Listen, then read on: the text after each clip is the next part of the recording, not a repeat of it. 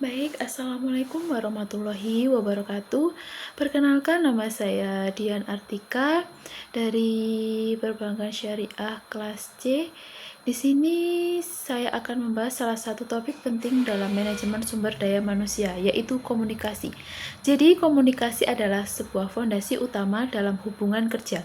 Tanpa komunikasi yang baik, kinerja, koordinasi, dan hubungan antar pegawai bisa kacau.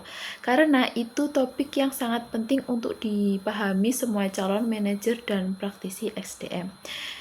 Secara sederhana, komunikasi itu sebuah proses penyampaian pesan dari satu pihak ke pihak lain untuk mencapai pemahaman yang sama. Dalam manajemen SDM, komunikasi ini berarti pertukaran informasi antara atasan, bawahan, dan sesama rekan. Ahli manajemen seperti Rohbis menjelaskan bahwa komunikasi itu adalah sebuah proses menyalurkan informasi dan pemahaman dari satu orang ke orang lain. Kemudian ada juga tujuan dari komunikasi, yaitu yang pertama untuk menyampaikan sehingga semua pihak mengetahui apa yang harus dilakukan. Yang kedua itu bisa membangun pemahaman bersama agar tidak terjadi salah tafsir. Yang selanjutnya untuk mengkoordinasi pekerjaan, terutama tim atau divisi besar. Dan yang selanjutnya bisa membentuk hubungan kerja yang harmonis karena komunikasi yang baik itu menciptakan kepercayaan antar sesama. Kemudian bisa juga menjadi sarana pengendalian, misalnya melalui aturan, instruksi, dan laporan kerja. Selain itu, komunikasi juga mempunyai jenis-jenis. Ada beberapa jenis komunikasi yang sering muncul dalam organisasi. Yang pertama itu ada komunikasi berdasarkan arah. Jadi komunikasi ini ke bawah, dari atasan ke bawah, seperti struktur SOP dan evaluasi. Kemudian ada komunikasi ke atas, dari bawahan ke atasan. Contohnya kayak laporan, keluhan, usulan. Dan ada juga seperti komunikasi horizontal, yaitu antar pegawai setingkat atau koordinasi antar divisi. Yang terakhir itu ada komunikasi diagonal, jadi lintas bagian atau departemen yang berbeda-beda. Kemudian komunikasi itu bisa berdasarkan media, contohnya kayak komunikasi langsung. Komunikasi langsung itu berupa tatap muka, sedangkan komunikasi tidak langsung itu melalui telepon, email, chat, WA, dan yang lain-lainnya. Di sisi lain juga ada proses-proses komunikasi. Yang pertama itu ada pengiriman. Pengiriman ini merupakan kayak memiliki ide atau pesan. Yang kedua itu ada pesan dikodekan menjadi bentuk yang bisa disampaikan.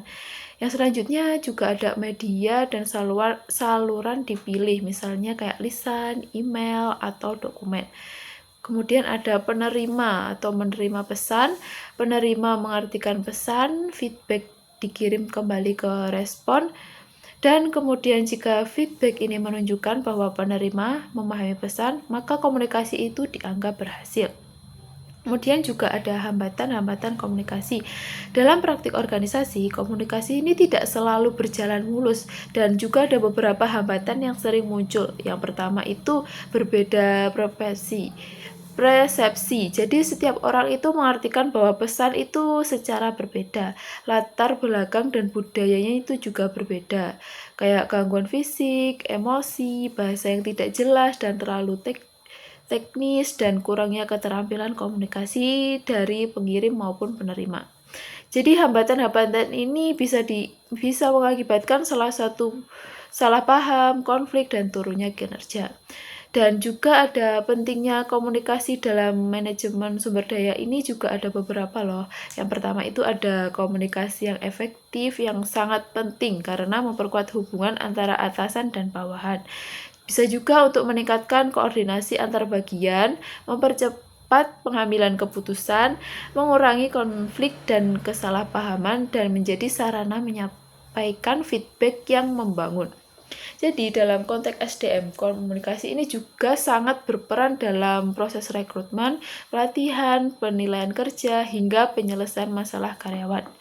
Baik, dari pembahasan ini bisa saya simpulkan bahwa komunikasi adalah sebuah proses dalam organisasi yang menentukan keberhasilan kerja individu maupun tim.